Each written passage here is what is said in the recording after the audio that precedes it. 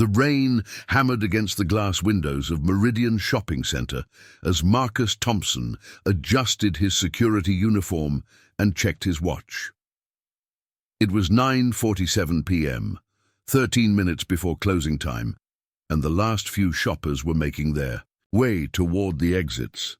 What Marcus didn't know was that in the next few minutes, a single act of courage would change his life forever.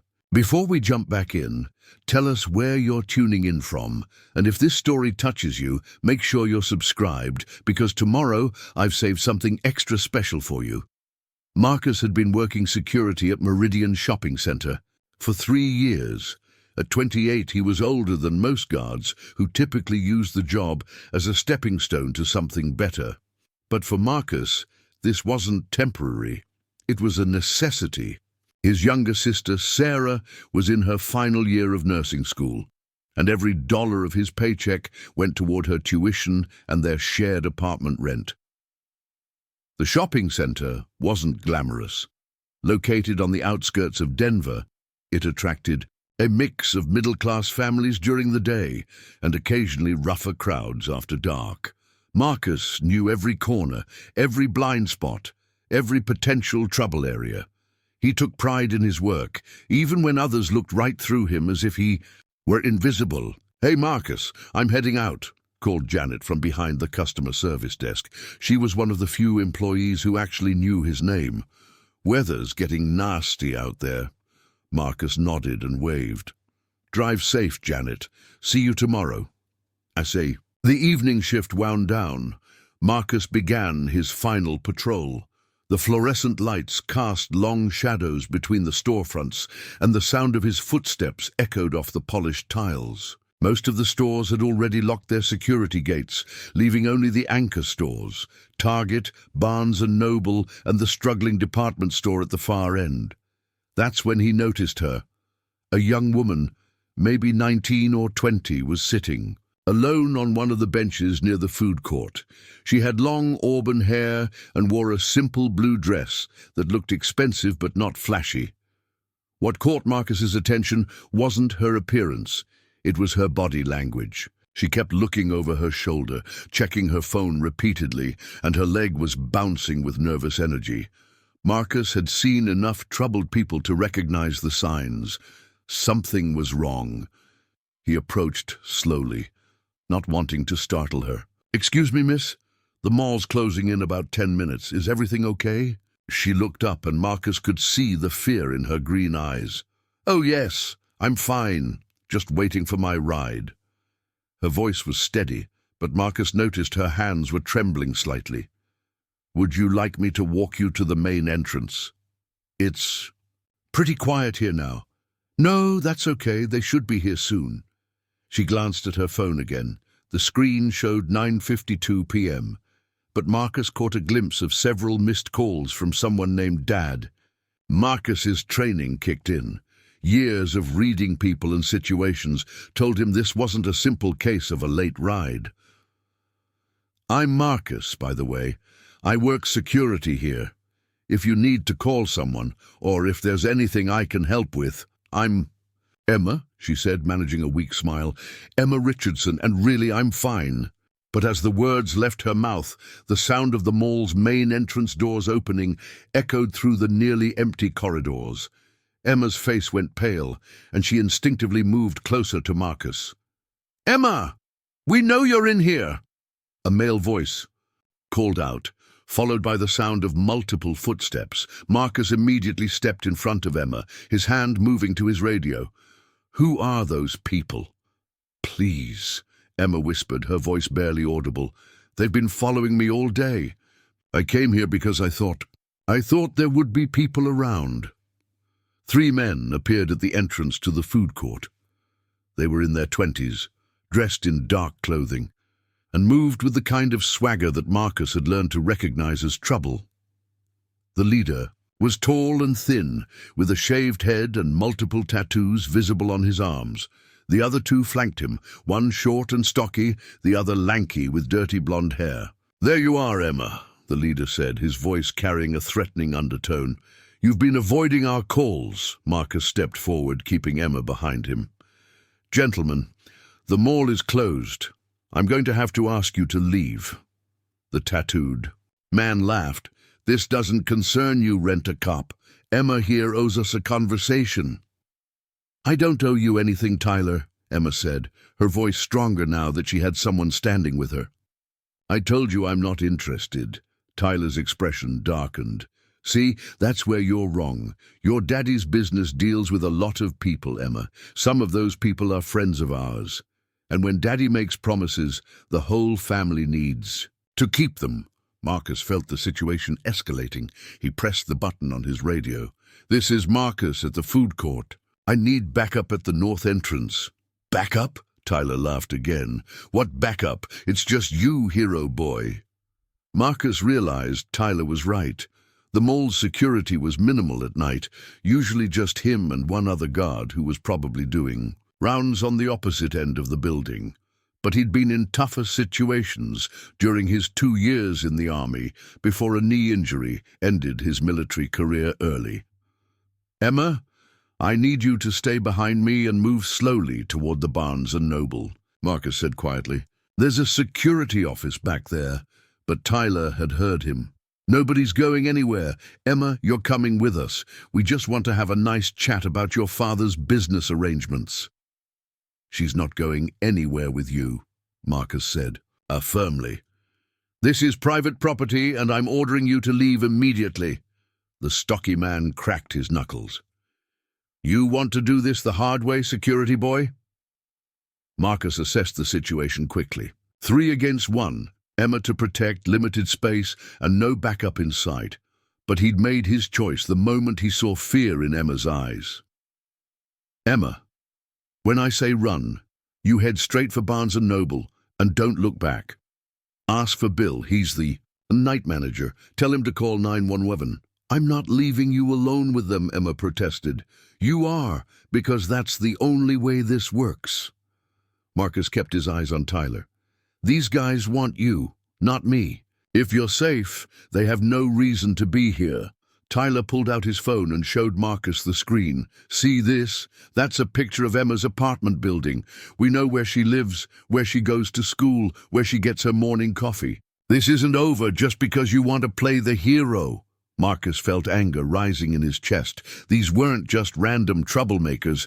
They were organized, and they'd been stalking Emma. That's called harassment, felony stalking, and criminal threatening. You just confessed to 3 felonies in front of a witness. What witness? Tyler grinned. I just saw a dead security guard. The lanky blonde man moved to Marcus's left while the stocky one circled right. They were trying to surround him. Marcus had about 3 seconds to act before they closed the distance. Emma, run, now! Everything happened at once. Emma bolted toward Barnes & Noble just as Tyler lunged forward. Marcus caught Tyler's wrist as he swung, using the man's momentum to throw him off balance. The stocky man rushed in from the right, but Marcus was ready. Years of training kicked in as he deflected the punch and landed a solid hit to the man's solar plexus. The blonde man had moved to cut off Emma's escape route. Marcus saw her trapped between the attacker and a row of empty tables. Without thinking, he charged forward, tackling the man just as he grabbed Emma's arm. Get to the store! Marcus shouted as he grappled with the attacker on the floor. Tyler had recovered and kicked Marcus hard in the ribs. Pain shot through his side, but Marcus rolled away and got back to his feet. He was outnumbered, but he had the advantage of knowing the mall's layout and years of experience handling confrontations. Bill! Emma's voice echoed from the direction of Barnes & Noble. Bill, please, I need help. The distraction gave Marcus the opening he needed. He grabbed a metal chair from one of the food court tables and swung it at Tyler, who barely ducked in time. The stocky man was still trying to catch his breath, and the blonde man was scrambling to his feet. This isn't over, Tyler snarled. We know where to find both of you. Marcus stood his ground, still holding the chair. The police are on their way. I suggest you leave while you still can. For a moment, the 3 men hesitated. Then Tyler nodded to his companions, and they began backing toward the exit. "Tell your girlfriend this was just a friendly conversation," Tyler called out. "Next time won't be so friendly." As their footsteps faded, Marcus dropped the chair and rushed toward Barnes and Noble. He found Emma standing with Bill, the night manager, who was already on the phone with 911. "Are you hurt?" Marcus asked, checking Emma for any signs of injury. "No, I'm okay, thanks to you." Emma's voice was shaky, but she managed to look him in the eyes. "I don't know how to thank you." "You don't need to thank me. That's what I'm here for." Marcus winced as pain shot through his ribs again. "You're hurt," Emma said, noticing his discomfort. "It's nothing serious, just bruised ribs." Marcus turned to Bill. "What did the police say?" "They're on their way. Should be here in about 10 minutes. Bill looked at Marcus with new respect. "I've been working retail for 15 years, and I've never seen anything like that. You saved her life." As they waited for the police, Marcus couldn't shake the feeling that this was bigger than a simple harassment case. The way Tyler had talked about Emma's father, the organized nature of their approach, and their knowledge of Emma's daily routine suggested something more serious was at play. Preparing and narrating this story took us a lot of time, so if you are enjoying it, subscribe to our channel. It means a lot to us. Now back to the story. "Emma," Marcus said gently, "those men mentioned your father's business. Is there something you think I should know before the police get here?" Emma looked uncomfortable. "My father, he owns a company, Richardson Industries. Sometimes business gets complicated." Marcus nodded, not pushing for more details. Richardson Industries? The name sounded familiar, but he couldn't place it. What mattered now was that Emma was safe and that the police would handle the rest. As the sound of sirens grew closer, Marcus realized his quiet night shift had just become the most important evening of his career. He had no idea that Emma Richardson was about to change his life in ways he never could have imagined. Detective Ray Coleman arrived at Meridian Shopping Center with his partner, Detective Lisa Hayes. At 42, Coleman had seen enough domestic disputes and harassment cases to spot the real ones from the attention seekers.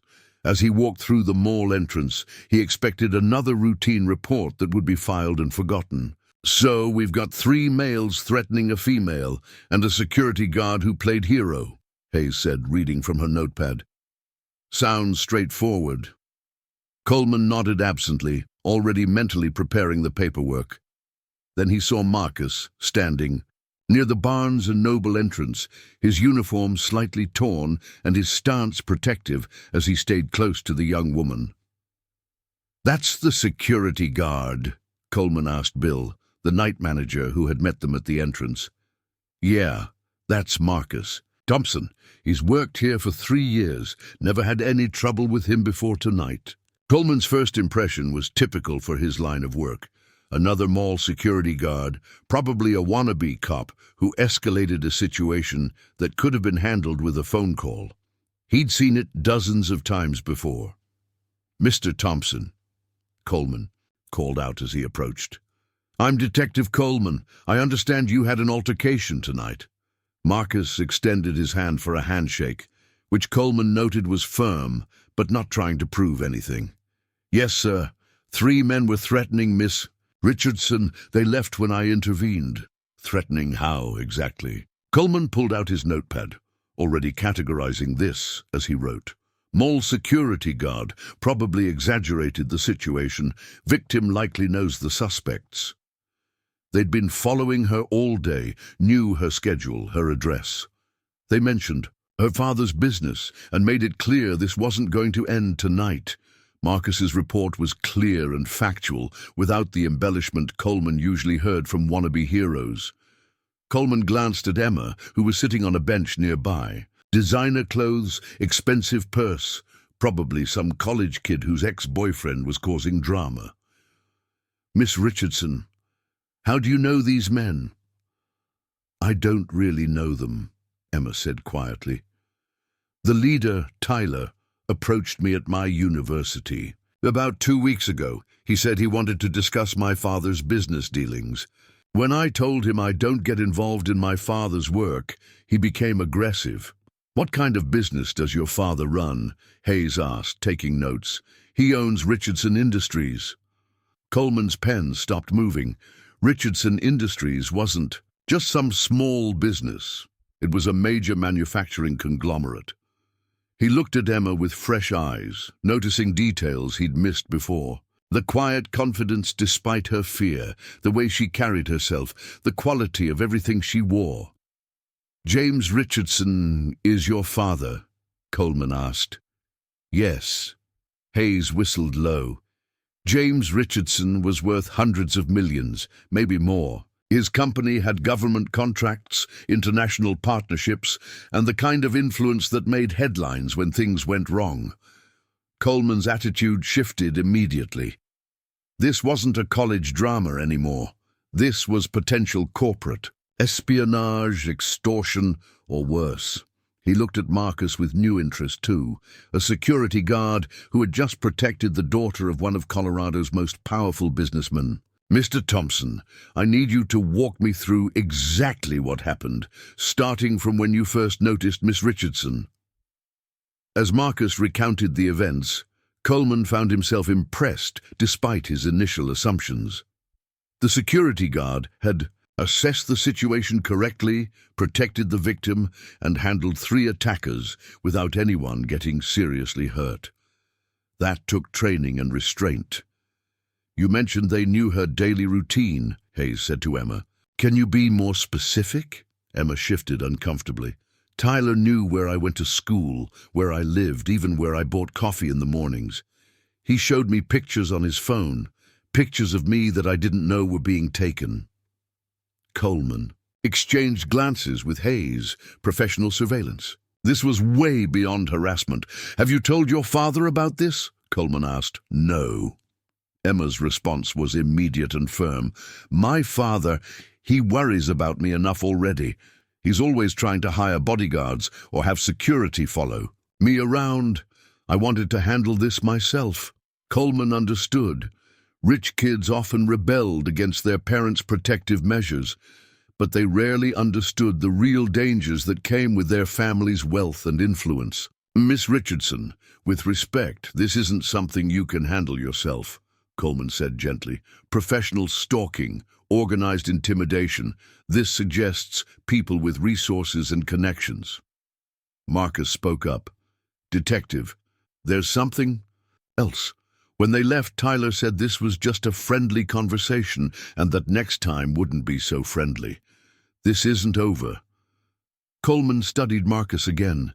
The security guard wasn't trying to insert himself into the investigation or play up his role.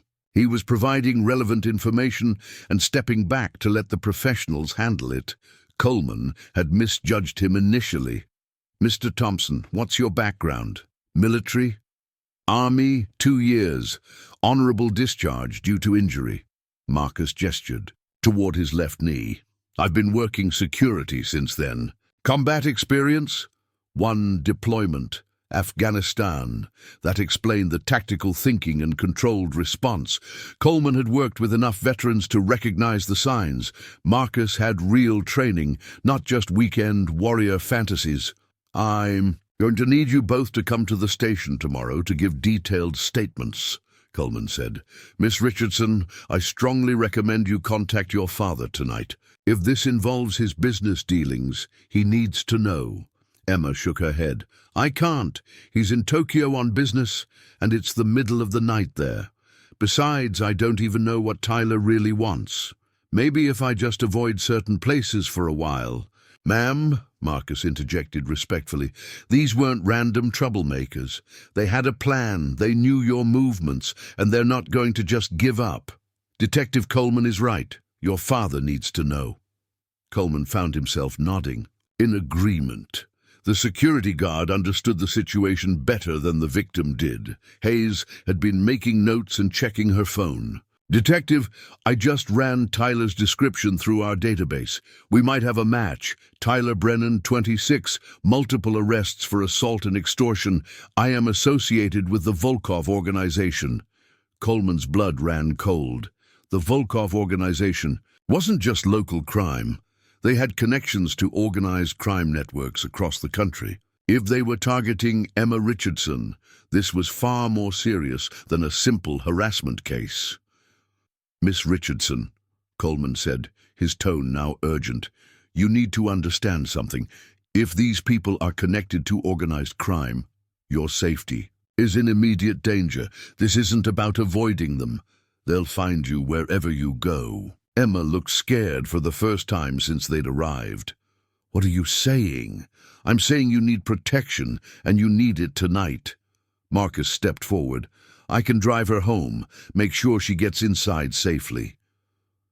Coleman's first instinct was to say no. A mall security guard wasn't qualified for personal protection, but then he looked at Marcus again.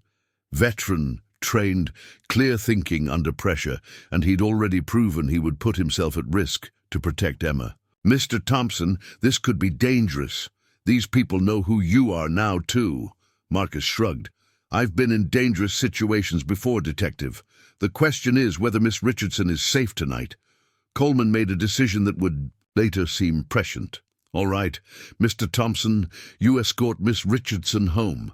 Stay with her until we can arrange proper security in the morning. Miss Richardson, you call your father as soon as it's a reasonable hour in Tokyo.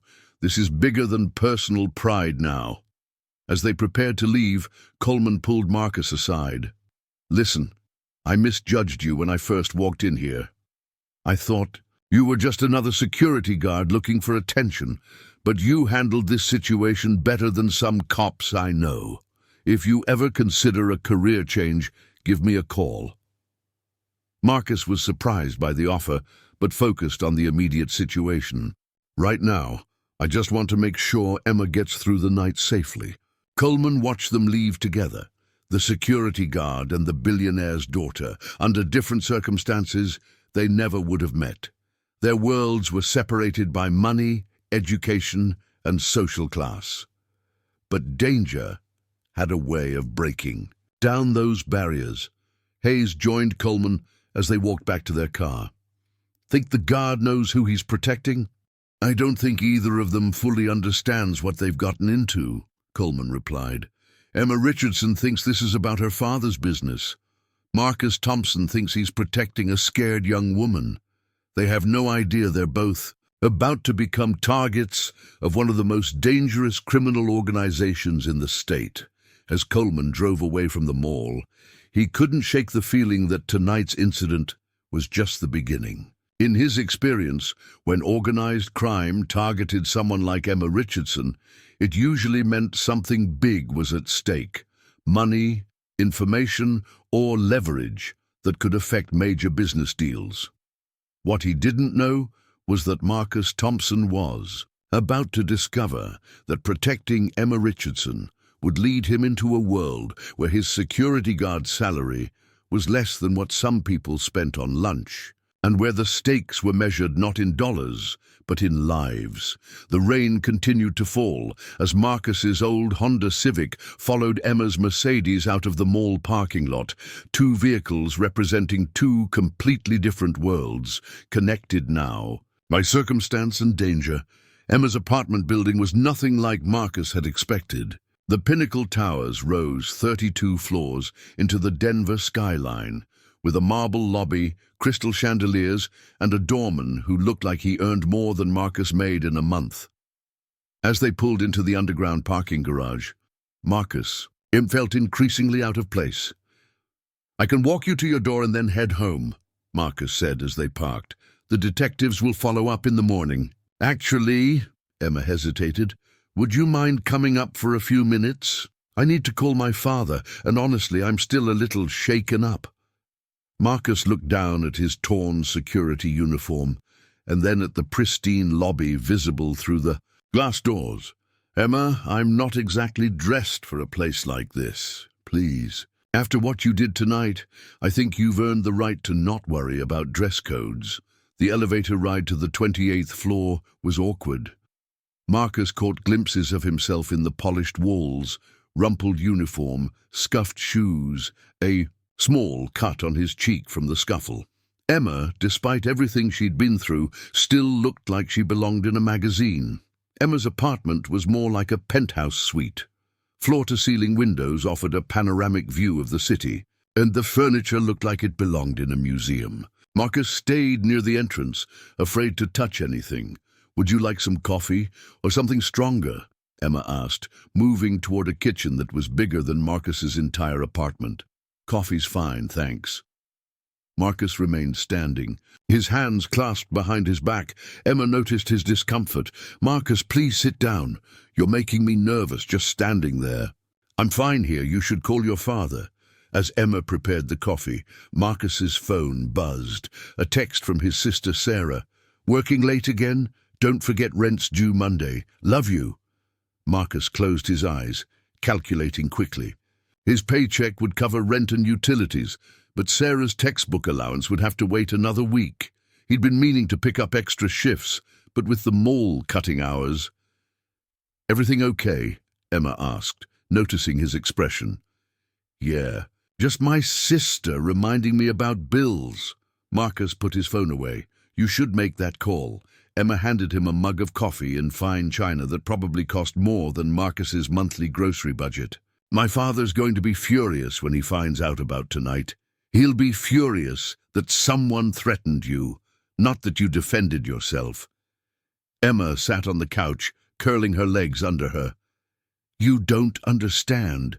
My father has always been overprotective. When I was in high school, he had security guards follow me everywhere.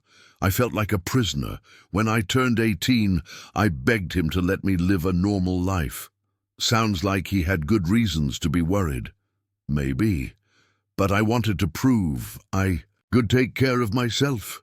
Emma's voice grew small. "I guess I failed pretty spectacularly." Marcus set down his coffee cup carefully. "You didn't fail. You recognized danger, found a safe place with people around, and when trouble found you anyway, you didn't panic. You did everything right." Emma looked at him with surprise. "You really mean that?" "I've seen people freeze up in dangerous situations. You kept your head and made smart choices." As Emma dialed her father's number, Marcus noticed framed photographs on the side table. Emma at various ages with a distinguished-looking man in expensive suits, at charity galas, corporate events, and family vacations to places Marcus had only seen in magazines. "Dad, I'm sorry to wake you, but something happened tonight." Emma's voice was steady as she explained the situation. Marcus could hear the tension in her father's voice even from across the room, though he couldn't make out the words. "Yes, I'm safe. There was a security guard who helped me." Emma glanced at Marcus. "His name is Marcus Thompson. He works at the mall." The conversation continued for several minutes, with Emma's father asking detailed questions. Marcus gathered that James Richardson was already making arrangements, security teams, investigations, probably a complete overhaul of Emma's living situation. "Dad, please don't go overboard. I don't want to live in a fortress again." Emma's voice carried the strain of an old argument. I know, safety first." When she hung up, Emma looked exhausted. "He's flying back tomorrow morning. He's also sending a security team to watch the building tonight." "That's good. You'll be safe." Emma studied Marcus's face. "What about you? Tyler and his friends saw you. They know you work at the mall." Marcus hadn't thought about that. In his focus on protecting Emma, he'd made himself a target. "I'll be fine. They were interested in you, not me." "That's not necessarily true. You humiliated them tonight. Men like that don't forget." Before Marcus could respond, the building's intercom buzzed. Emma answered, looking puzzled. "Miss Richardson, this is David Chen from Sentinel Security Services. Your father asked us to secure the building. We need to speak with you about protocols." Emma buzzed them up, And within minutes, 3 men in dark suits were at her door. They looked like they'd stepped out of a movie.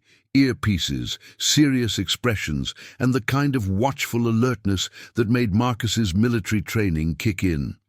David. Chen was clearly the team leader, a man in his 40s with sharp eyes and a no-nonsense demeanor. He assessed the situation quickly, his gaze moving from Emma to Marcus with professional interest. "Miss Richardson, I'm going to need you to pack a bag. Your father wants you moved to a secure location until we assess the threat level." "I'm not leaving my apartment," Emma said firmly. "We can secure it here." Chen's expression didn't change. "Ma'am, with respect, your apartment has floor-to-ceiling windows, multiple access points, and sits on a high floor that's difficult to monitor. It's not defensible." Marcus found himself agreeing with Chen's assessment. "He's right, Emma. This place is beautiful, but it's not safe." Chen turned his attention to Marcus for the first time. "You're the security guard who intervened tonight?" Marcus. "Thompson. David Chen, Sentinel Security." Chen shook Marcus's hand, his grip firm and evaluating. "Mr. Richardson briefed me on what happened. You did good work tonight. Just doing my job." Chen studied Marcus more carefully. "Mall security isn't usually trained for multiple assailants and protective escort procedures. What's your background?" "Army. 2 years. Deployment? Afghanistan." Chen nodded with new respect. "That explains the tactical thinking. Mr. Richardson would like to speak with you when he returns." Marcus felt uncomfortable with the attention. "I don't think that's necessary. I was just in the right place at the right time." "Mr. Thompson," Chen said, "you protected his daughter when she was in danger. Trust me, Mr. Richardson will want to thank you personally."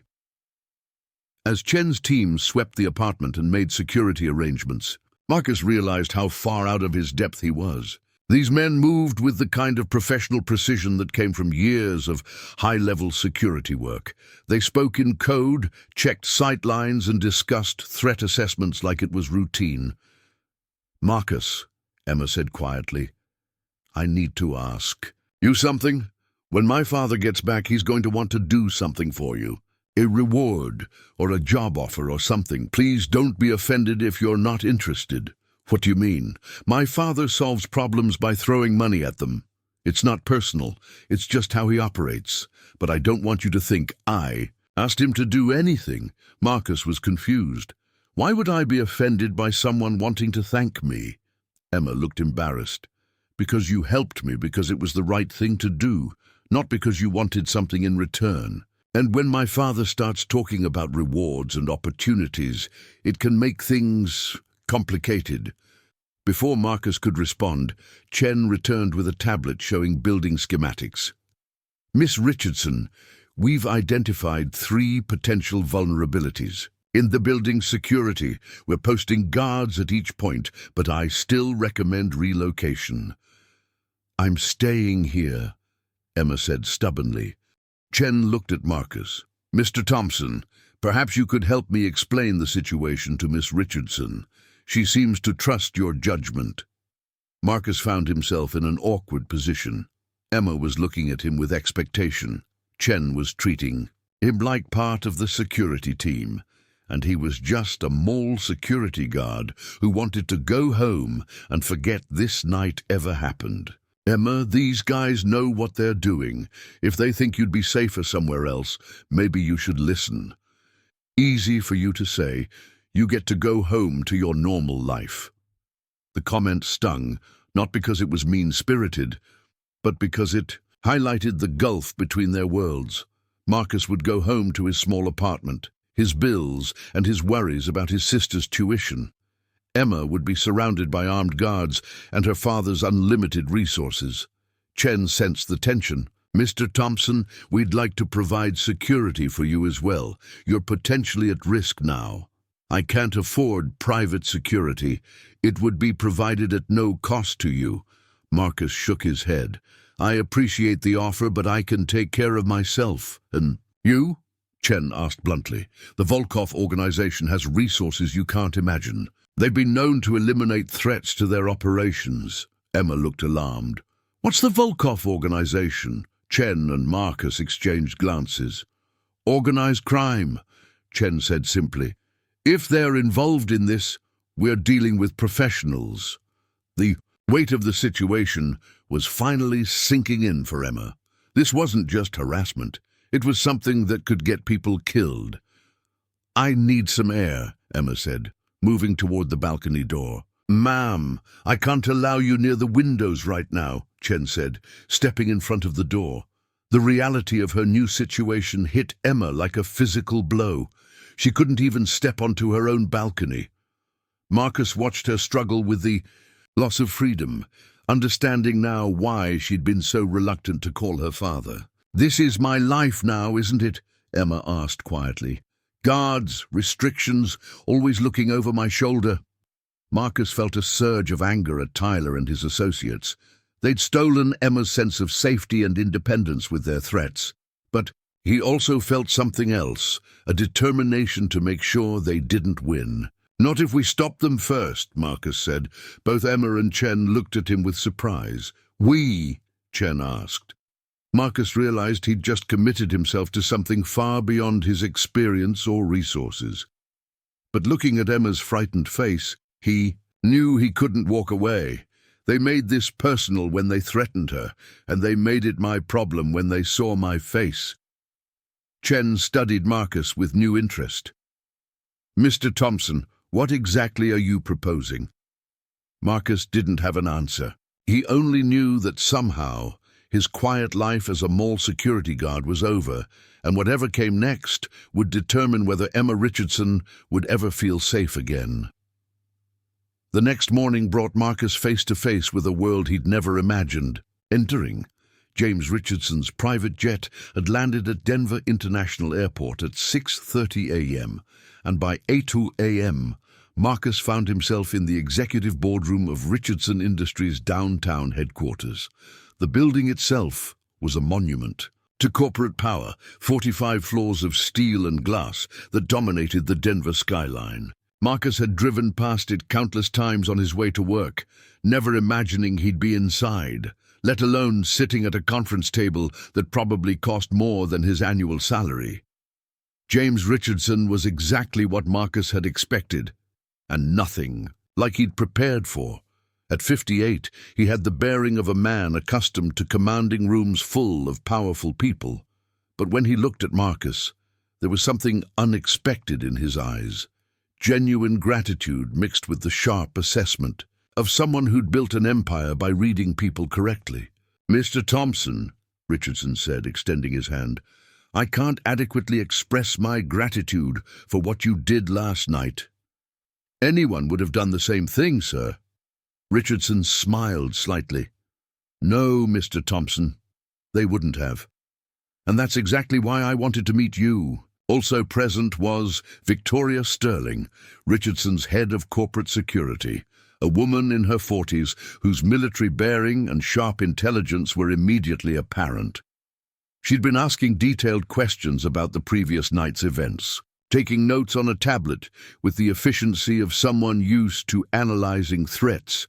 Mr. Thompson, Sterling said, we've identified Tyler Brennan and his associates.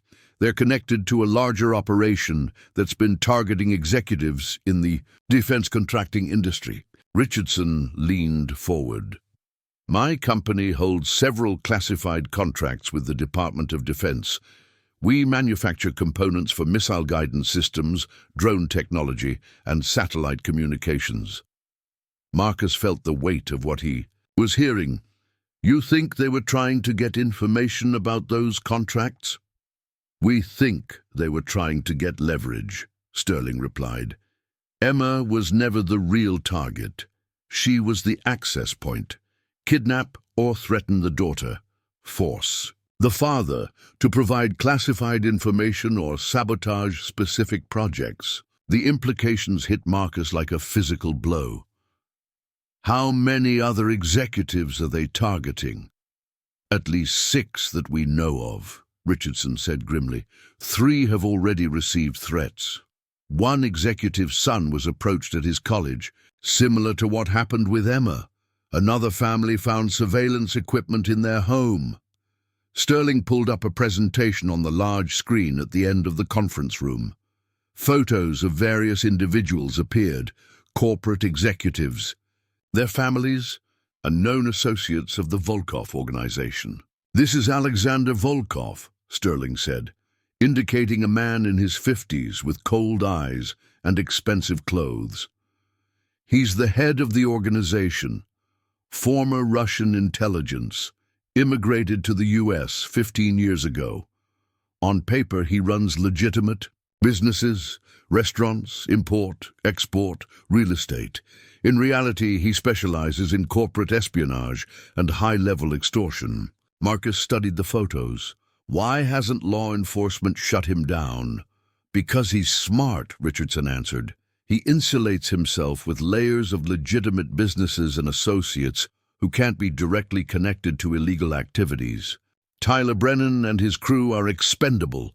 They probably don't even know who they're really working for." Sterling continued the briefing. "What makes this situation particularly dangerous is that Volkov's organization doesn't just make threats, they follow through. 2 years ago, a defense contractor in California refused to cooperate. His daughter was kidnapped and held for a week before he provided the information they wanted." "What happened to the daughter?" Marcus asked, though he was afraid of the answer. "She survived, but she was never the same. PTSD, panic attacks, couldn't return to normal life for over a year." Richardson's face darkened. "That's not happening to Emma, whatever it takes."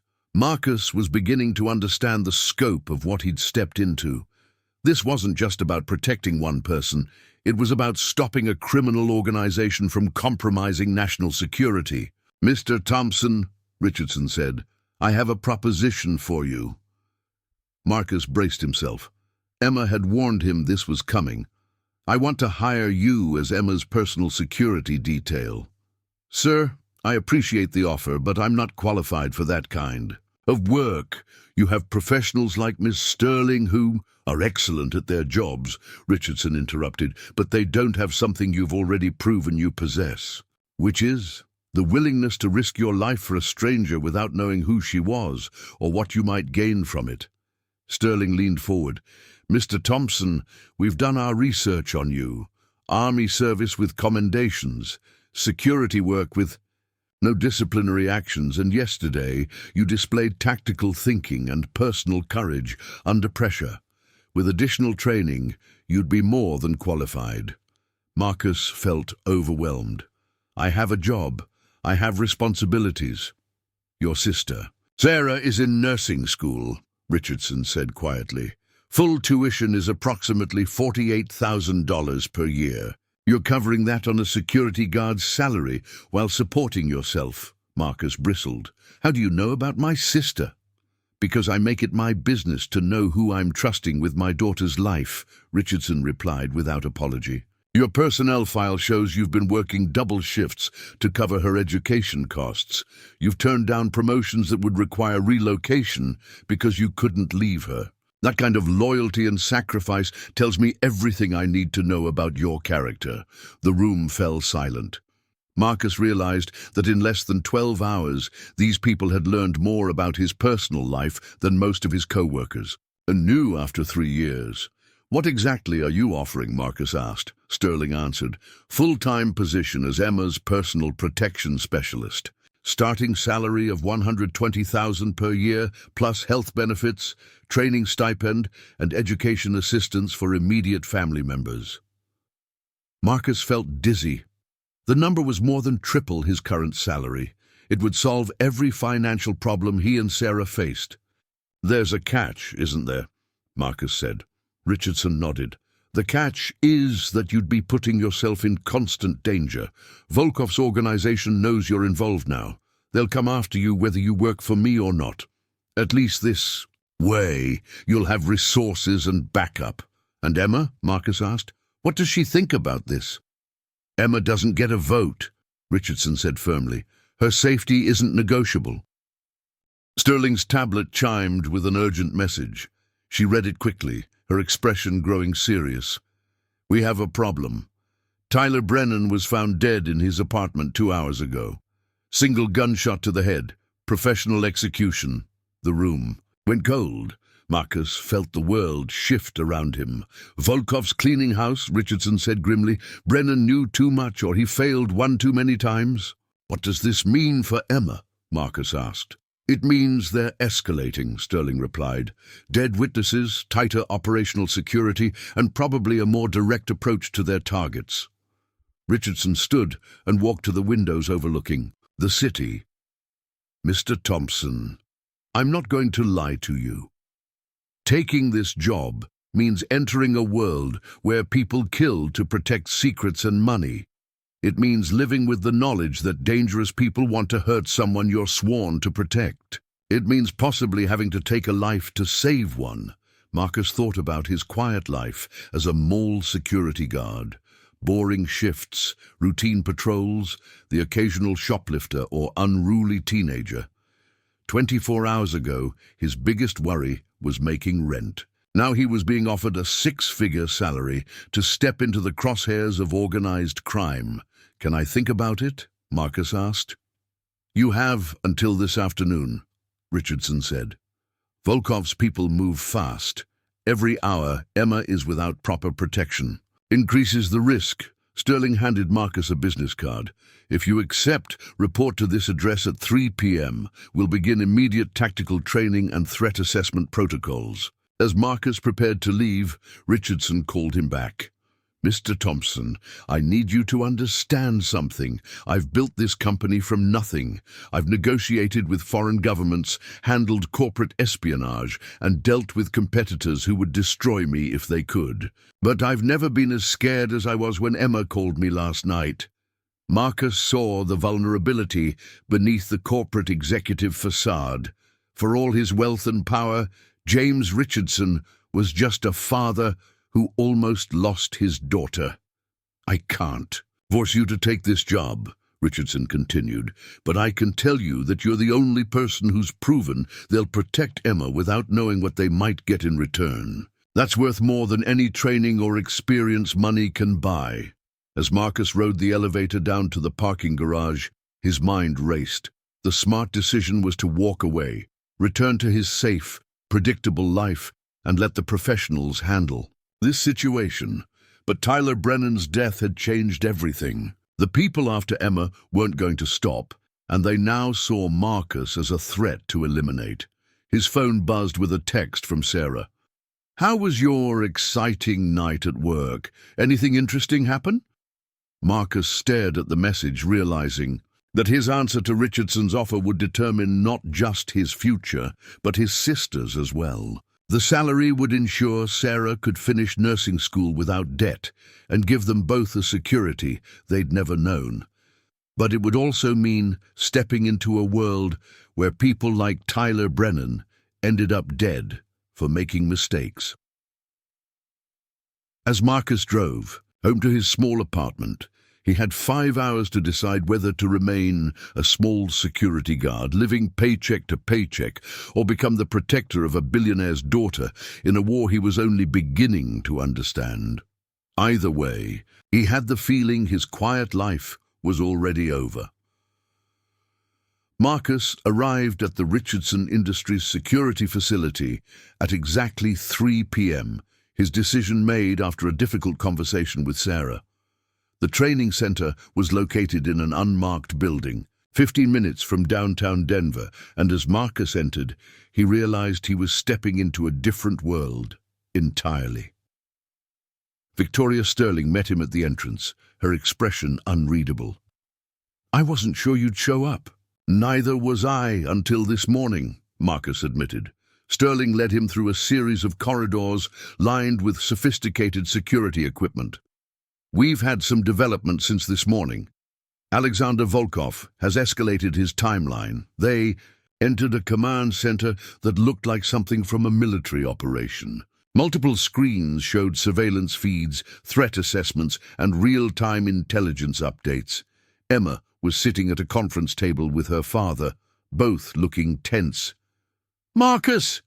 Emma stood up, relief evident in her voice. "You came." "I said I would." Marcus looked around the room, taking in the serious faces and urgent atmosphere. "What's the situation?" Richardson gestured to the main screen, which showed a series of photographs and documents. 3 hours ago, Volkov's organization kidnapped Kevin Walsh, the CFO of North Point Defense Systems. They're demanding classified satellite encryption protocols in exchange for his safe return. Sterling continued the briefing. "Walsh's daughter received this video 30 minutes ago." She pressed play on a tablet. The video showed a man in his 50s, clearly terrified, reading from a script. "My name is Kevin Walsh. I am being held by people who want information about Project Starlight. My family has 48 hours to provide access codes and technical specifications, or I will be killed." Marcus felt his stomach drop. "This is what they planned for Emma." "Exactly," Richardson said grimly. "But Walsh's family went to the FBI immediately.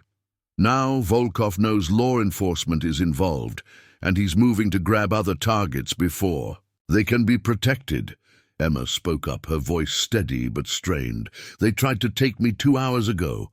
Marcus spun around. "What?" Sterling pulled up security footage on the screen. Emma was at the University of Colorado campus for a previously scheduled exam. Despite our security protocols, Volkov's people identified her location and made an attempt. The footage showed Emma walking across campus with 2 discreet security guards nearby. Suddenly, a van pulled up and 3 men jumped out.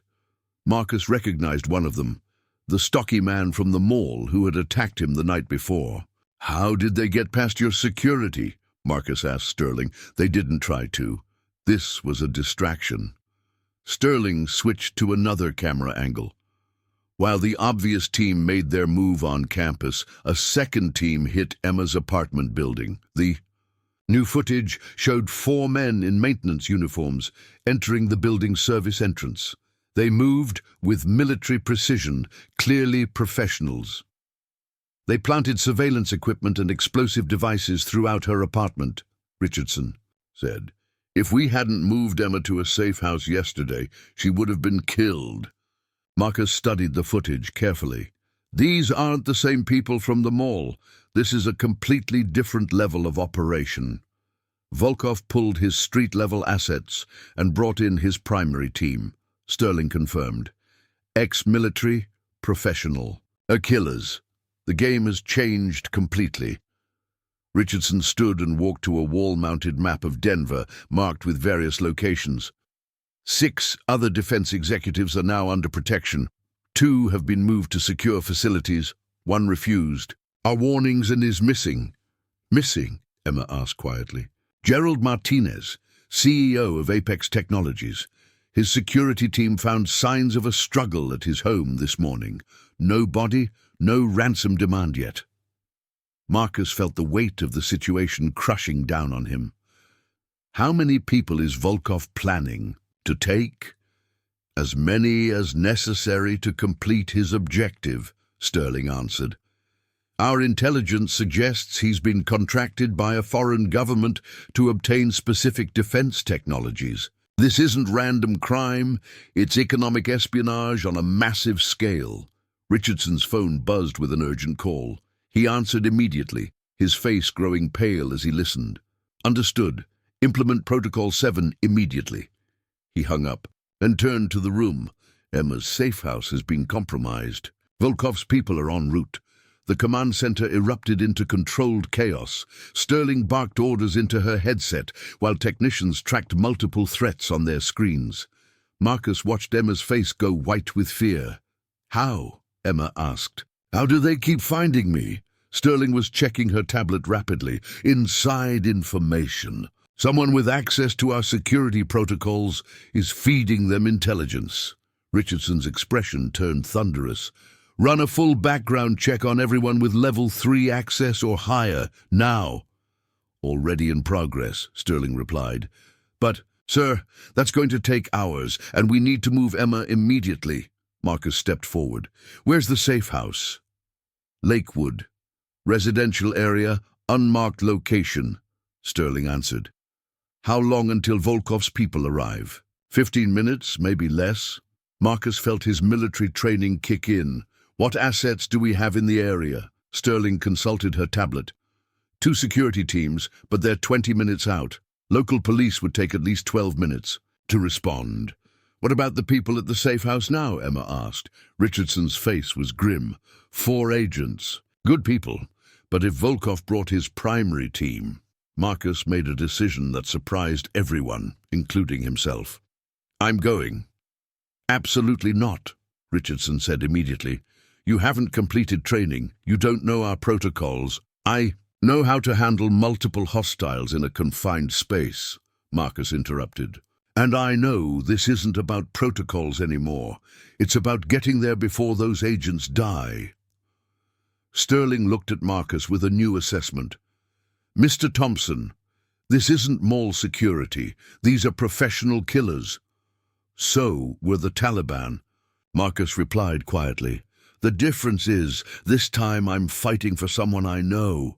Emma grabbed Marcus's arm. You can't. These people have already killed Tyler, and now they're going after federal agents. This is suicide.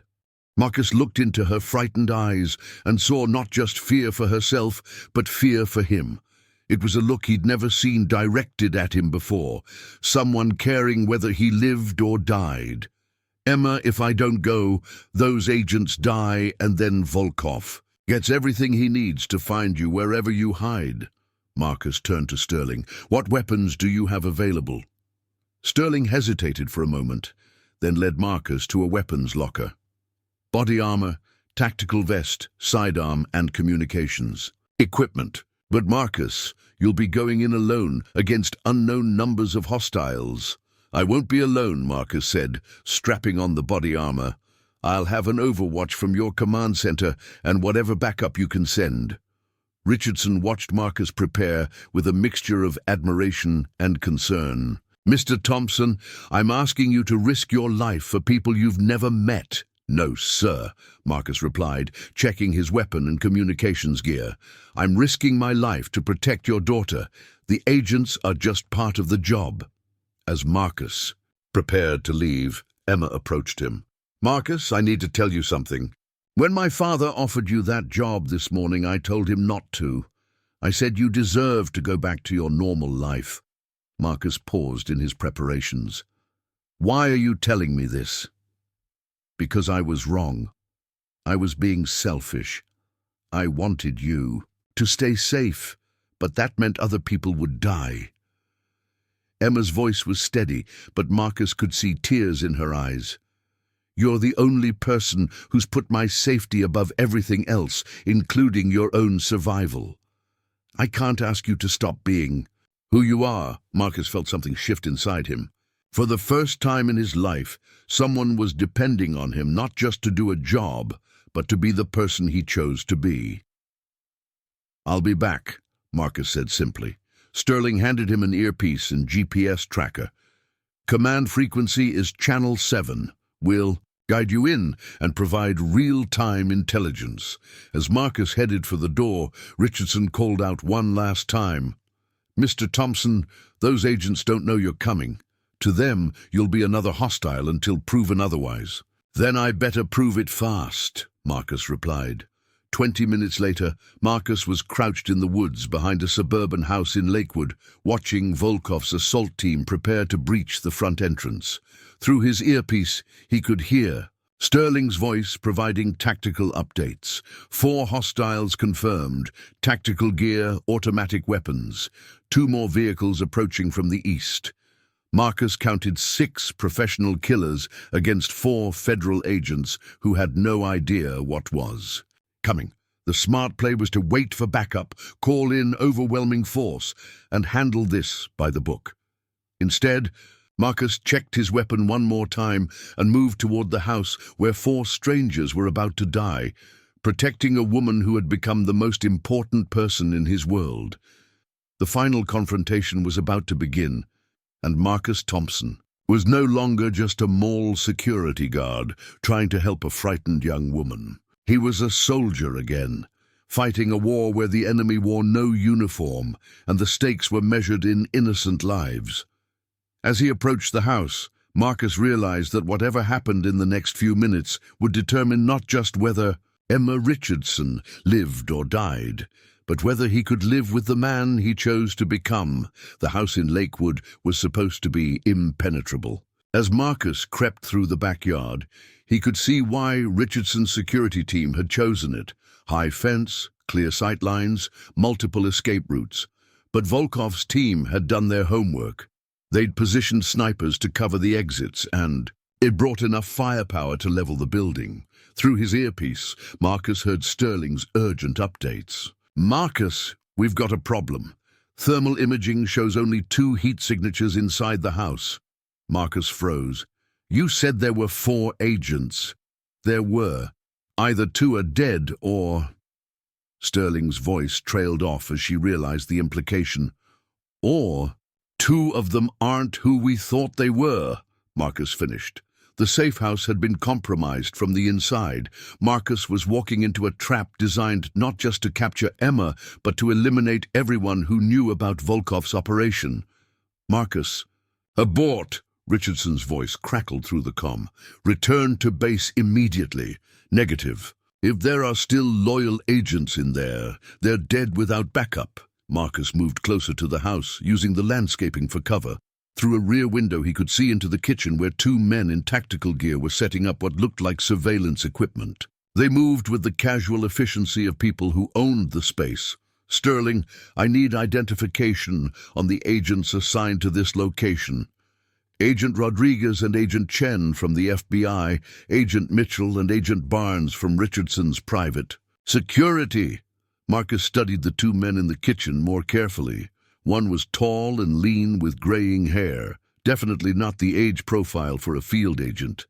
The other wore an expensive watch that caught the light as he worked. Small details, but Marcus's military training had taught him to notice incongruities. "Sterling runs a financial background on Mitchell and Barnes. Look for large deposits, unexplained income, anything that suggests outside payments. Already." "On it," Sterling replied. "Marcus, be advised, we're seeing movement from Volkov's assault team. They're preparing to breach in approximately 3 minutes. Marcus had to make a choice, wait for backup and let potential hostages die, or go in blind and risk walking into an ambush. Through another window, he glimpsed a 3rd person, a woman, and tied to a chair, her head covered with a hood. "I see a hostage," Marcus reported. "Female, restrained, appears unconscious." "That's not possible." Richardson's voice was sharp with concern.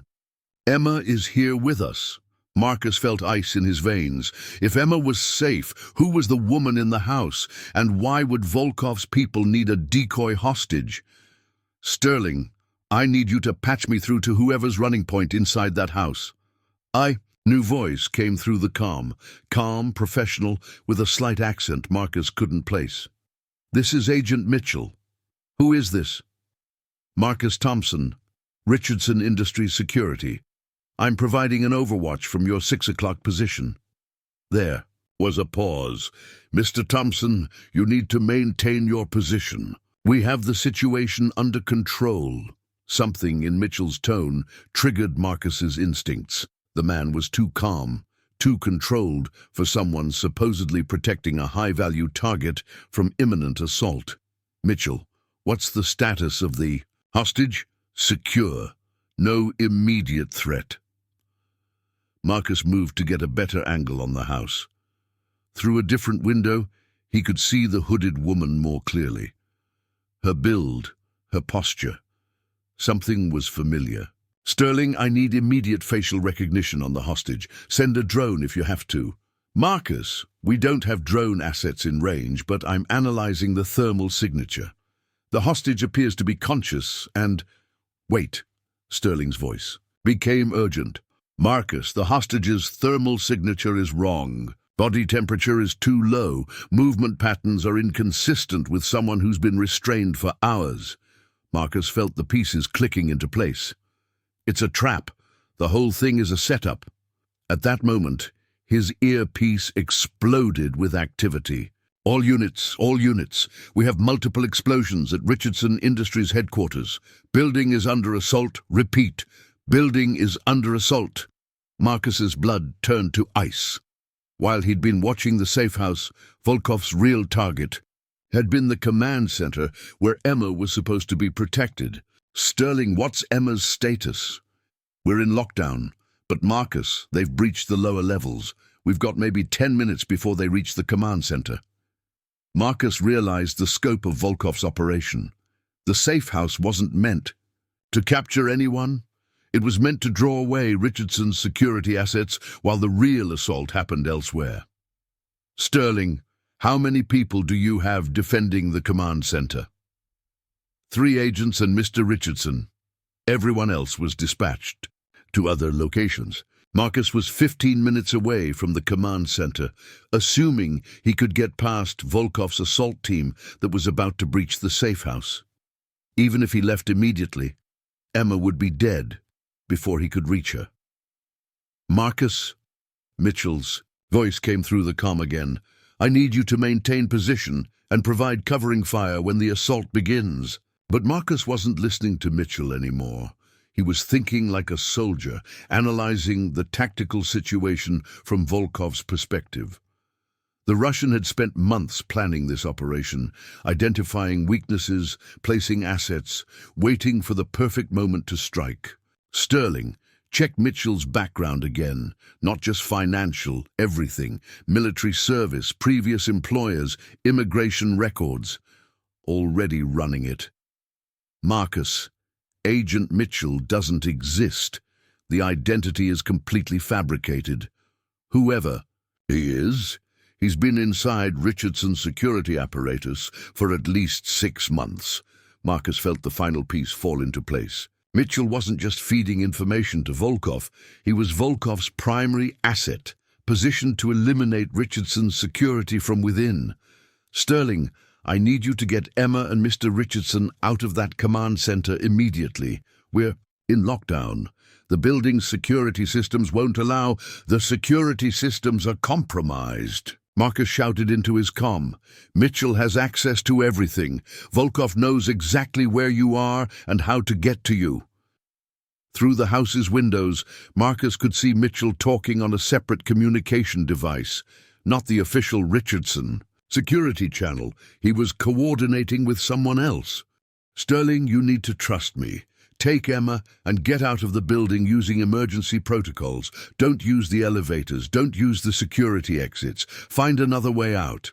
Marcus, that's impossible. The building is surrounded. Then make it possible, because in about 5 minutes, Volkov's people are going to walk right to you using Mitchell's inside information. Marcus made a decision that went against every tactical principle he'd ever learned. Instead of engaging the assault team preparing to breach the safe house, he turned and ran toward his vehicle. As he sprinted across the yard, his earpiece crackled with Mitchell's voice. Thompson, where are you going? We need covering fire. Yeah, Mitchell, Marcus replied, not caring anymore about maintaining his cover. I bet you do. Marcus reached his car and gunned the engine, racing toward downtown Denver. Through his earpiece, he could hear the controlled chaos of Sterling trying to evacuate Emma while coordinating with agents who might or might not be loyal. Sterling, listen carefully. Don't trust anyone whose identity you can't personally verify. Assume all communications are compromised, and whatever you do, don't let Emma out of your sight. Marcus, where are you? Coming to get you. As Marcus weaved through traffic, pushing his old Honda to its limits, he realized the truth about Alexander. Volkov's operation, it wasn't just about stealing defense secrets, it was about destroying the people who protected them. By infiltrating Richardson's security, Volkov had turned their own defenses against them. The safe house had been a diversion. Mitchell was a double agent, and right now Emma Richardson was trapped in a building designed to keep threats out, but which had become a cage to keep her in. Marcus's phone rang, not through the official comm channel, but his personal cell phone. The caller ID showed a number he didn't recognize. "Thompson," he answered. "Mr. Thompson, this is Alexander Volkov." The voice was cultured, calm, with a slight Russian accent. "I believe we need to talk." Marcus felt his hands tighten on the steering wheel. "I'm listening. You've been very impressive these past few days. Former military, protective instincts, willing to sacrifice for others. These are qualities I respect. Get to the point." Volkov chuckled. "The point, Mr. Thompson, is that you're driving towards certain death. My people control Richardson's building. They know you're coming. They're prepared for you." "Then why are you calling me?" "Because I'm offering you a choice. Turn around, drive away, and live your life. Your sister will complete nursing school, you'll return to your quiet job, and none of this will concern you anymore." Marcus was 5 minutes from downtown. "And if I don't?" "Then you'll die with the Richardson family, and your sister will wonder why her brother threw his life away for people who barely knew his name." The line went quiet, giving Marcus time to consider the offer. Volkov was right about one thing. Marcus was driving into an impossible situation with no backup and minimal chance of success. But as he saw the Richardson Industries building rising ahead of him, Marcus thought about Emma's face when she'd told him he was the only person who'd put her safety above everything else. He thought about James Richardson, a father desperate to protect his daughter, and he thought about the kind of man he wanted to be when this was over. "Volkov," Marcus said into the phone, "I've got a counteroffer for you." "I'm listening." "Go to hell." Marcus hung up the phone and pressed the accelerator harder. In the rearview mirror, he could see black SUVs beginning to follow him. Volkov's people were closing in from all directions, and ahead of him waited a building full of professional killers. But somewhere in that building was a young woman who trusted him to keep her safe. And Marcus Thompson had never broken a promise to someone who mattered. The final showdown was about to begin, and this time there would be no walking away for any of them. Marcus abandoned his Honda 2 blocks from Richardson Industries, knowing the building's parking garage would be monitored. The downtown Denver streets were eerily quiet for a Thursday evening, and Marcus realized Volkov's people had probably cordoned off the area to prevent witnesses. Through his earpiece, he could hear Sterling's increasingly desperate updates. "Marcus, they've breached the 38th floor. We're trapped in the command center with no way out. How much time do you have?" "Maybe 5 minutes before they cut through the security doors." Marcus studied the Richardson Industries building from street level. 45 floors of steel and glass, with Volkov's people controlling the lobbies and stairwells. Getting inside, through conventional routes, would be suicide. But Marcus had spent enough time in urban combat to know that every building had vulnerabilities its designers never intended. "Sterling, I need you to shut down the building's HVAC system completely. All air circulation, all ventilation fans." "Why?" "Because I'm coming up through the air ducts." Marcus had noticed during his morning visit that Richardson Industries shared its lower floors with a parking garage that served multiple buildings. The ventilation systems would be interconnected, and older buildings often had oversized ducts to accommodate equipment upgrades. He found the service entrance to the adjacent building's parking garage, using his security knowledge to bypass the electronic lock. The basement level housed the mechanical systems for the entire block, massive HVAC units, electrical panels, and water systems. Marcus located the main air intake duct for the Richardson building. It was barely large enough for a person, but his military training in confined spaces would have to be enough. As he crawled through the narrow ductwork, Marcus could hear the sounds of Volkov's assault team moving through the building below him. They were methodical, professional, clearing each floor as they advanced toward the command center. "Sterling, what's your exact location?" 42nd floor, northeast corner. "We've barricaded ourselves in the server room." Marcus checked the building schematics he'd memorized from his morning briefing. The server room would be climate-controlled with its own dedicated air circulation system. "I'm coming to you, but I need you to do something first. When I give the signal, cut all power to the 42nd floor, except emergency lighting. That will shut down our communications and surveillance. It'll also shut down Volkov's equipment. They're using your own security systems against you." As Marcus navigated through the ductwork, he heard voices below him, Volkov's people coordinating their assault. They spoke in a mixture of English and Russian, and their tone was confident. They believed they had already won. Marcus reached the 42nd floor and could hear activity directly below him. Through a ventilation grate, he could see 3 men in tactical gear setting up breaching charges outside the server room door. "Sterling, I'm in position.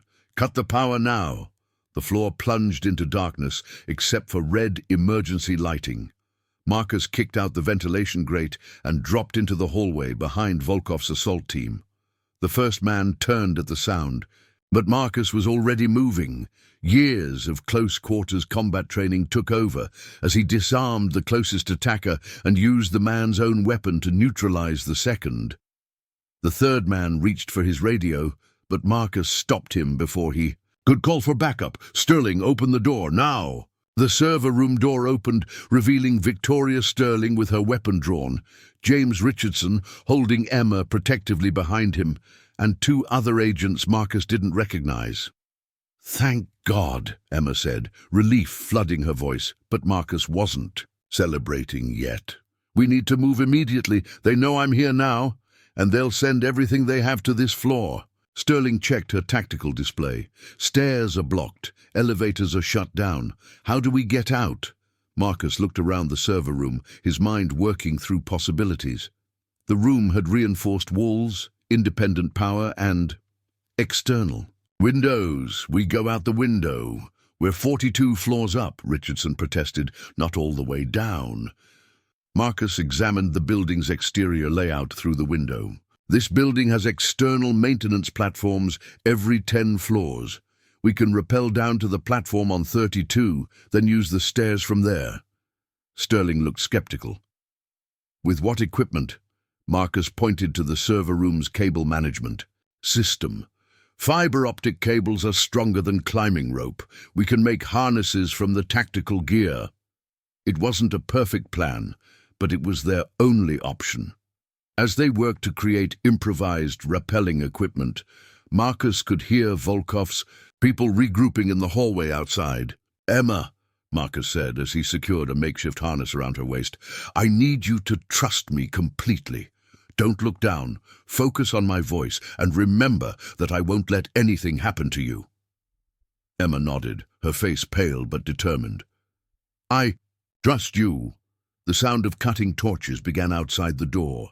Volkov's people were preparing to breach the server room's reinforced entrance. "Sterling, you go first with the other agents. Mr. Richardson, you're next. Emma and I will go last." "No," Richardson said firmly. "I won't leave my daughter." "With respect, sir, you'll slow us down if you're worried about her instead of focusing on your own safety. I'll get her out." Richardson looked at Marcus for a long moment, then turned to Emma. "I love you, sweetheart. Do exactly what Marcus tells you." One by one, they rappelled down the side of the building.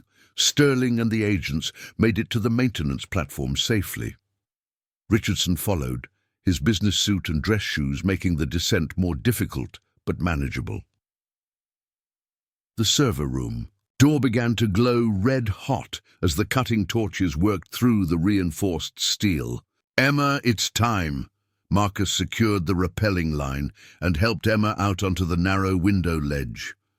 The wind at 42 stories was fierce, and the lights of Denver spread out below them like a galaxy. "I can't do this," Emma whispered, her fear finally overwhelming her courage. "Yes, you can. Look at me, not down. You've been brave every single day since this started. This is just one more step." They began their descent, Marcus controlling their speed and talking Emma through each movement. They were halfway to the maintenance platform when Marcus heard the server room door finally give way. Shouts echoed from above as Volkov's people discovered their escape route. A few seconds later, gunfire erupted, bullets striking the building's exterior dangerously close to their position. "Faster," Marcus urged. Knowing that speed was now more important than caution, they reached the maintenance platform just as Sterling and the others were forcing open the access door to the 32nd floor. Once inside, they had a clear route to the emergency stairwell. As they descended the stairs, Marcus's earpiece crackled with a familiar voice. "Very impressive, Mr. Thompson." Alexander Volkov sounded genuinely admiring. "But you've only delayed the inevitable. I have people positioned at every exit." Marcus ignored the taunts and focused on getting the group safely down the stairwell. When they reached the ground floor, Sterling used her security codes to access a service corridor that connected to the adjacent building's parking garage. They emerged into the same garage where Marcus had begun his infiltration. But now it was filled with police vehicles and federal agents. Detective Coleman was coordinating the response, and he looked both relieved and amazed to see them. "How the hell did you get out of there?" Coleman asked. "Maintenance access," Marcus replied simply. "Is the building secure?" "We're in the process of clearing it now. Most of Volkov's people surrendered when they realized they were surrounded. Richardson embraced his daughter, both of them finally safe." "Mr. Thompson," he said, extending his hand to Marcus, "I don't know how to thank you." "You don't need to thank me, sir. This is what you hired me for." Richardson smiled. "Actually, what I hired you for was protecting Emma. Everything else you did was above and beyond any reasonable expectation." Coleman approached Marcus with a serious expression. "We arrested Alexander Volkov, trying to flee in a helicopter from the building's roof. He wants to make a deal, and specifically asked to speak with you." Marcus was surprised. "What kind of deal?" "Information about other operations in exchange for reduced charges. Apparently you impressed him enough that he trusts you to negotiate fairly." 2 weeks later, Marcus sat in his new office at Richardson Industries, reading reports and coordinating security protocols. His title was Director of Personal Security, and his salary had exceeded even James Richardson's original offer. Sarah had called that morning to tell him she'd received a full scholarship to complete her nursing degree, funded by an anonymous donor that Marcus strongly suspected was James Richardson. Emma knocked on his door, carrying 2 cups of coffee. "Busy day?" "The usual. Making sure no one tries to kidnap my boss's daughter." Emma laughed and sat down across from his desk. "I have something to tell you. My father offered me a position in the company's international division, full executive track, based in London." Marcus felt his heart sink, though he tried not to show it. "That's a great opportunity. I turned it down." Marcus looked up, surprised. "Why?" Emma smiled. "Because I realized that the most important thing isn't where you go or what you achieve. It's who stands beside you when everything falls apart." Marcus set down his coffee cup. "Emma, I'm not saying this because you saved my life, Marcus. I'm saying it because you showed me what it means to have someone choose to protect what matters to you, even when it costs them everything." Marcus stood up and walked around the desk to where Emma was sitting. "You matter to me more than anything. From the moment I saw you scared and alone in that mall, you became the most important person in my world." Emma stood up and moved closer to him. "So what happens now?" "Now we figure out how to build a life together. You, me, and probably a very expensive security system." Emma laughed. "I can live with that." As Marcus held Emma in his arms, he thought about the journey that had brought them together. A scared young woman, a security guard living paycheck to paycheck, and a chance encounter that had changed both their lives forever. 6 months later, Marcus received a letter in prison mail from Alexander Volkov. It was brief and written in careful English.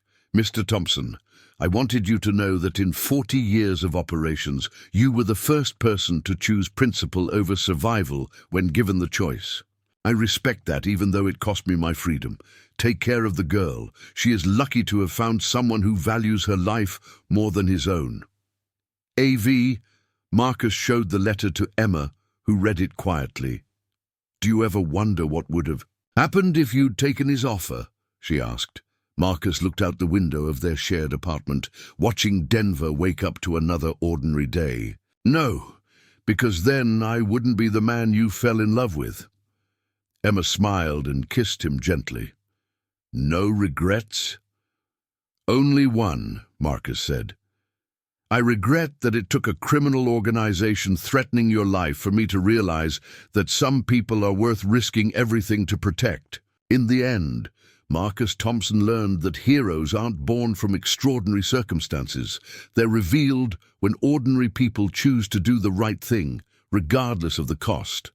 And sometimes, if you're very lucky, doing the right thing doesn't just save someone else's life, it transforms your own. The security guard, who had once worried about making rent, was now responsible for protecting one of the most important families in Colorado. But more than that, he had found something he'd never expected, a love worth defending and a life worth living. As Emma often told people who asked about their unusual love story, sometimes the person who saves your life isn't the one you'd expect. But if you're smart, you don't question it. You just say thank you and hold on tight. Up next, you've got 2 more standout stories right on your screen. If this one hits the mark, you won't want to pass these up. Just click and check them out. And don't forget to subscribe and turn on the notification bell so you don't miss any upload from us.